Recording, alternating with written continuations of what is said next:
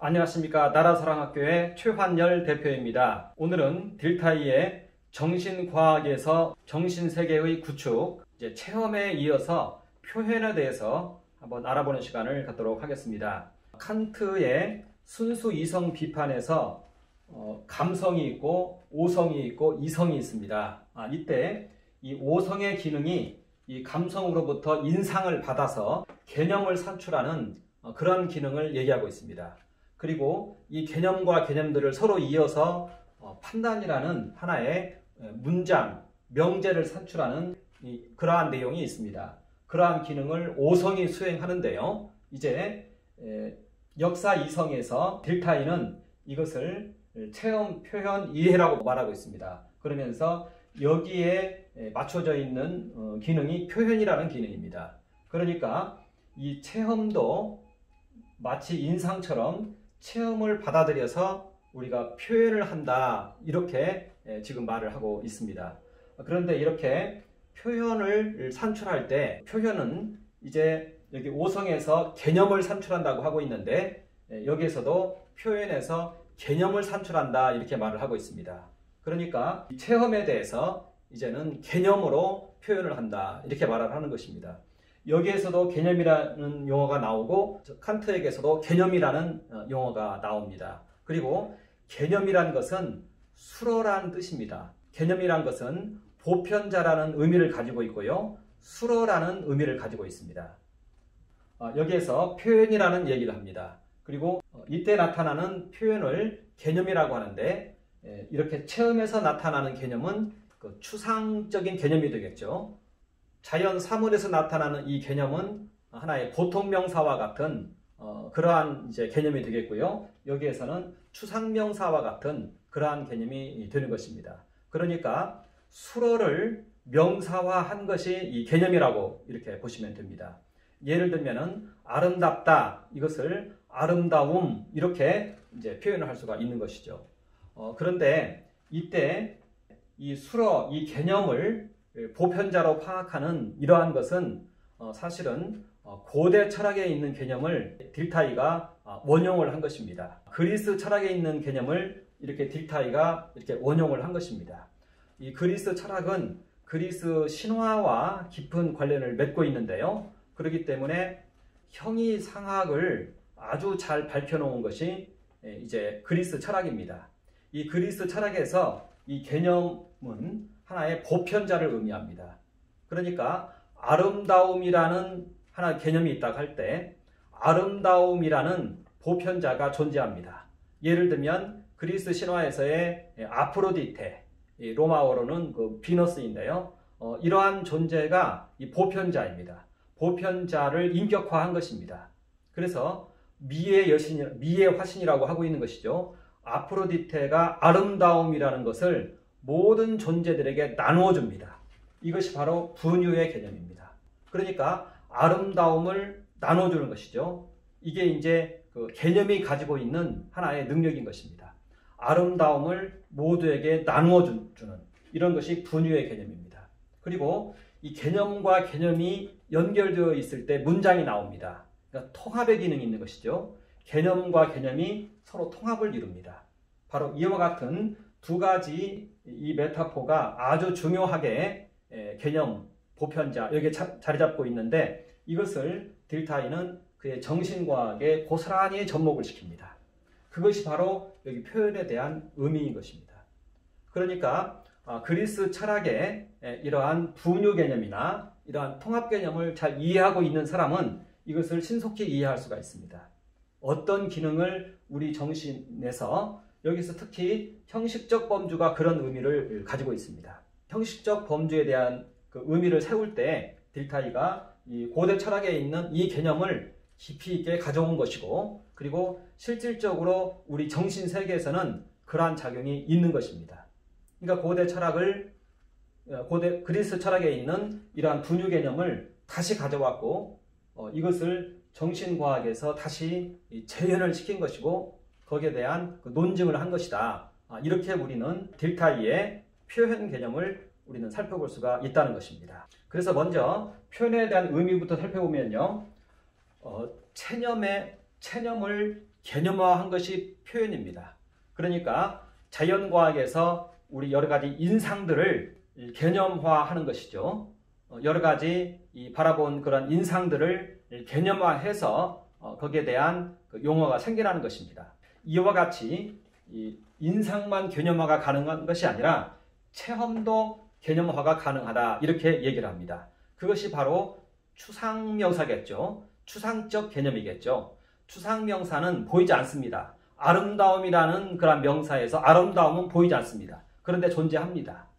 이와 같이 이러한 추상적인 것도 개념화가 가능하다, 이렇게 얘기를 하고 있는 것입니다. 우리의 체험이 지속될 때 연관들의 이 표상이 계속 유지가 되어지는데 이 흐름이 존재한다는 것입니다. 이 흐름이기 때문에 분명하게 고정적인 사물처럼 우리가 표현할 수는 없습니다. 그럼에도 불구하고 하나의 개념이 나타난다, 이렇게 이야기를 하고 있는 것입니다.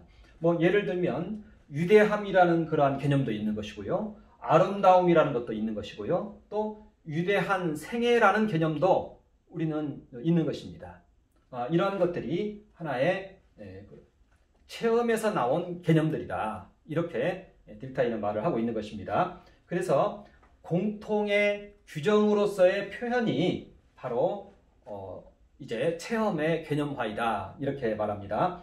개념화란 것은 주체들이 공통 관련으로 함께 결정한 것이다, 이렇게 이야기를 하는 것입니다. 이 주체들이라는 것은 우리 인간들이죠. 우리 인간들이 공통 관련된 것을 함께 결정해서 이렇게 개념화가 이루어진 것이다.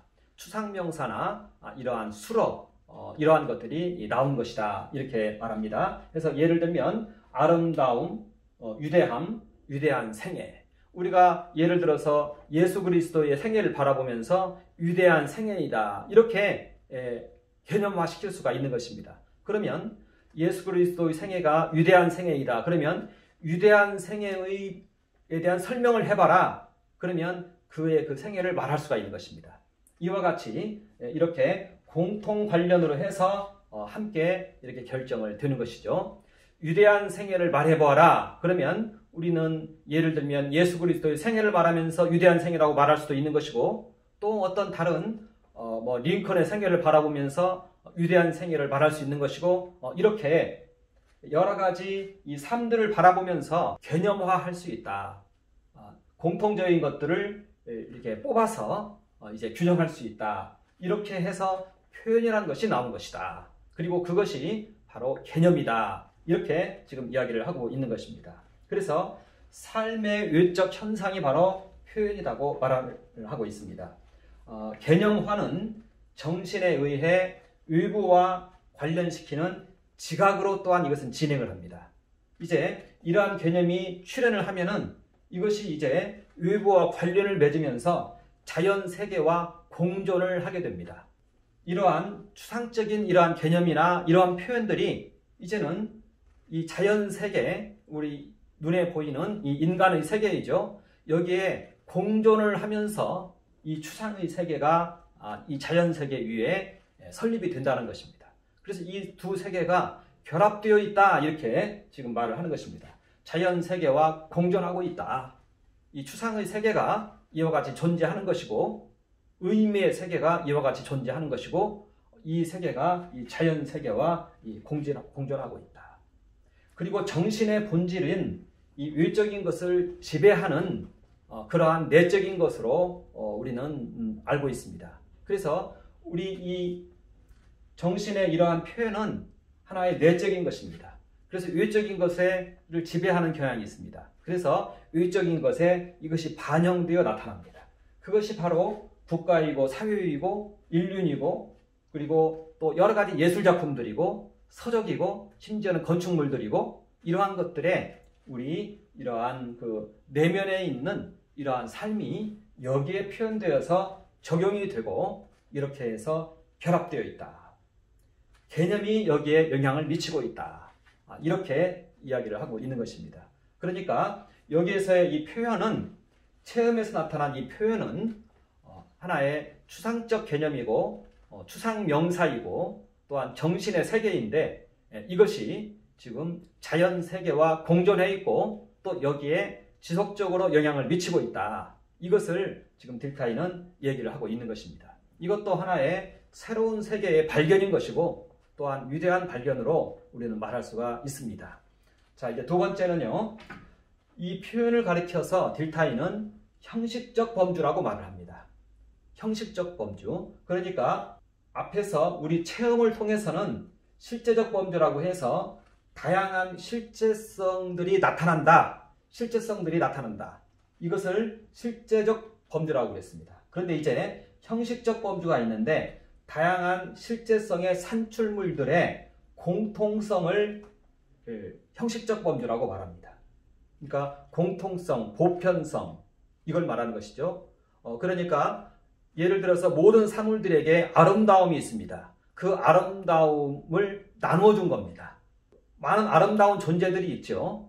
모든 그 존재들에게 있는 그 아름다움의 공통성, 그것이 바로 수로라고 하는 것이고 그것이 바로 추상명사이고 그걸 산출하는 것이 형식적 범주라는 것입니다.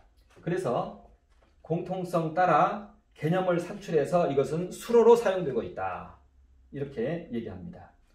그리고 이러한 공통성, 이러한 그 보편성 따라 나타난 이 개념, 이 추상명사로서의 이 개념, 이것이 역사적 세계를 사실은 표현해내고 있다.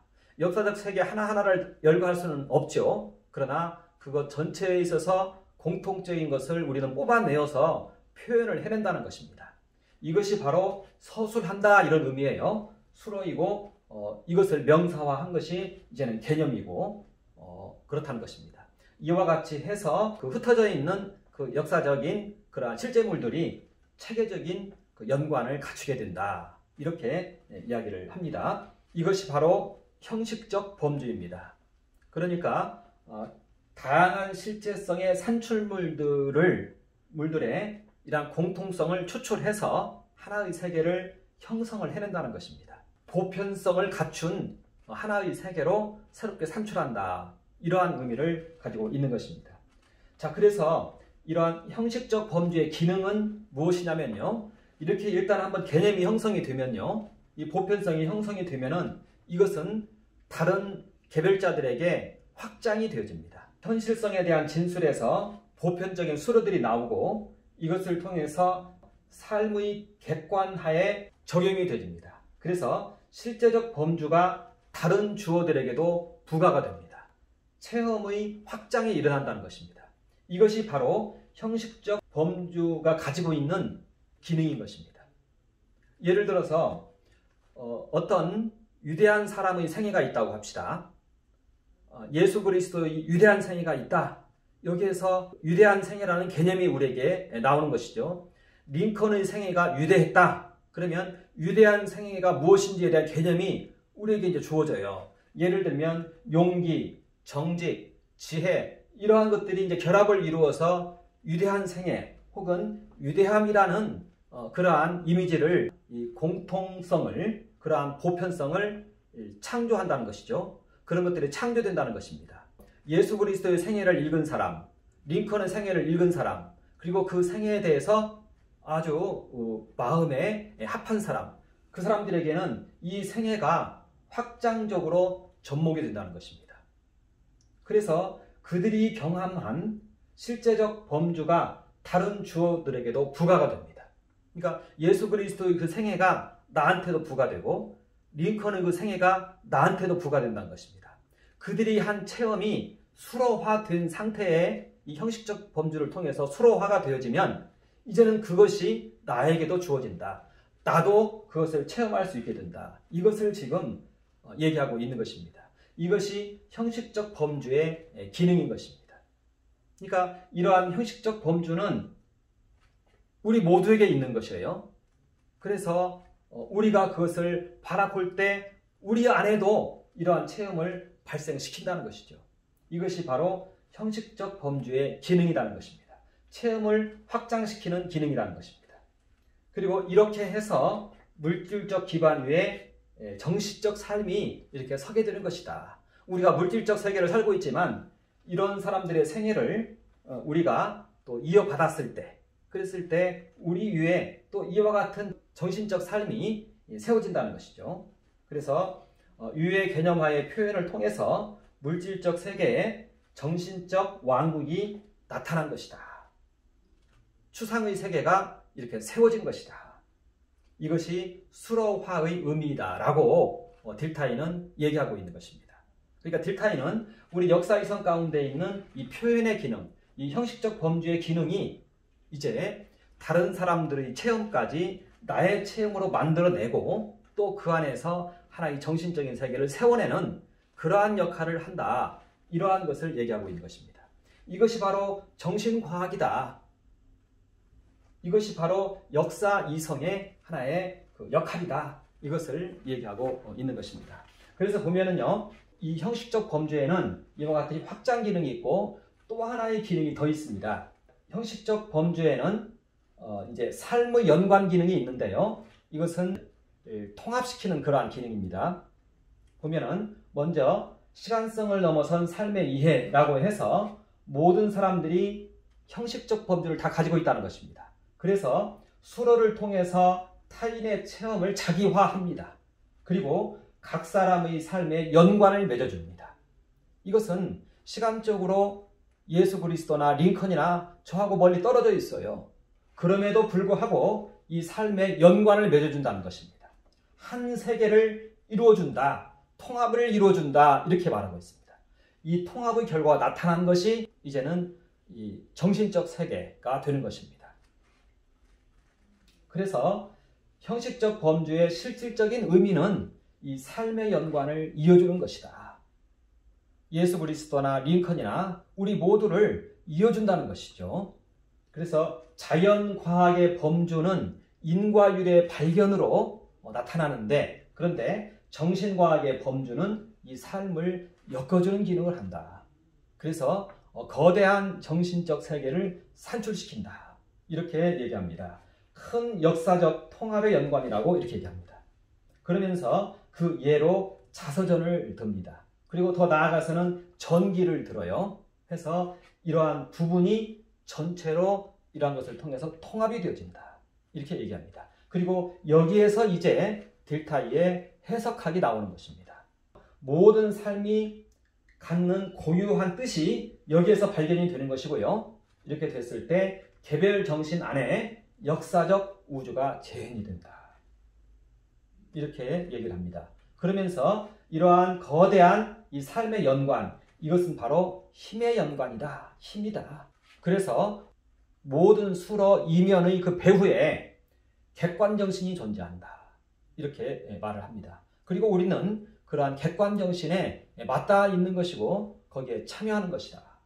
우리의 자아가, 우리의 주관정신이 이러한 객관정신으로 승화하는 것이다. 이것은 연합을 통한 승화겠죠. 이렇게 이제 형식적 범주가 이 삶을 어떻게 연관을 시키고 거기에서 이 거대한 역사적 세계를 산출하고 또 우리의 이 주관 정신도 이러한 객관 정신으로 어떻게 고양을 시키는가, 이것을 지금 딜타이는 얘기를 하고 있다는 것입니다. 자, 그리고 마지막으로 이 표현의 종류를 또 이제 딜타이는 얘기를 하고 있습니다. 우리의 이러한 표현에는 어떠한 종류가 있는가?